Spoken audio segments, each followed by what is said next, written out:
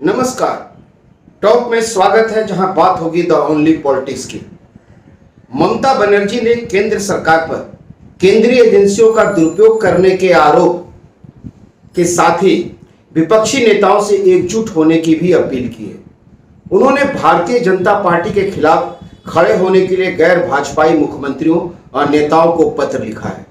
तृणमूल कांग्रेस के प्रमुख के तौर पर लिखे पत्र में ममता बनर्जी ने भाजपा से मुकाबला करने की रणनीतियों पर चर्चा करने और एकजुट व सैद्धांतिक विपक्ष बनाने का संकल्प लेने के लिए एक बैठक करने की अपील की है, ताकि ऐसी सरकार बनाने की तैयारी की जा सके जिसका देश हकदार है। ममता बनर्जी ने विपक्षी नेताओं को संबोधित खत में लिखा है, देश की लोकतांत्रिक संस्थाओं पर सत्ताधारी बीजेपी के सीधे हमले के बाद मैं अपनी गहरी चिंता से अवगत कराते हुए खत लिख रही हूं। ईडी, सीबीआई, सीवीसी यानी केंद्रीय सतर्कता आयोग और आयकर विभाग का इस्तेमाल राजनीतिक विरोधियों से प्रतिशोध के लिए हो रहा है। इन एजेंसियों के जरिए विपक्ष के नेताओं को निशाना बनाने के साथ ही उत्पीड़न हो रहा है। ममता बनर्जी ने चिट्ठी में संसद से पास हुए कुछ विधेयकों का भी जिक्र किया है। उन्होंने लिखा, शीतकालीन सत्र में दिल्ली स्पेशल पुलिस संशोधन बिल 2021 के साथ ही सीवीसी संशोधन बिल 2021 को विपक्ष के वॉकआउट के बावजूद मनमाने ढंग से पारित कराया गया। इन कानूनों के जरिए केंद्र ईडी और सीबीआई के डायरेक्टर का कार्यकाल 5 साल तक बढ़ा सकता है। यह सुप्रीम कोर्ट के पुराने आदेश का घोर उल्लंघन है। ममता बनर्जी ने इस खत में यह भी कहा है कि सभी विपक्षी दलों को एकजुट होकर केंद्रीय एजेंसियों के बेजा इस्तेमाल के बीजेपी के इरादे के खिलाफ खड़ा होना पड़ेगा। जैसे ही चुनाव नजदीक आते हैं, केंद्रीय एजेंसियों की कार्रवाई तेज हो जाती है। यह भी स्पष्ट है कि बीजेपी शासित राज्यों को इन एजेंसियों से फ्री पास मिला रहता है, जिससे उनके शासन की कमियों पर पर्दा डाल दिया जाता है।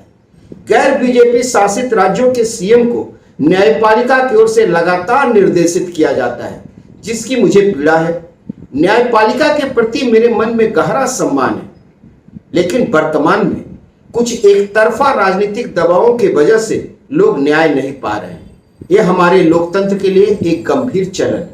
हमारी लोकतांत्रिक व्यवस्था में न्यायपालिका, मीडिया और जनता महत्वपूर्ण स्तंभ है।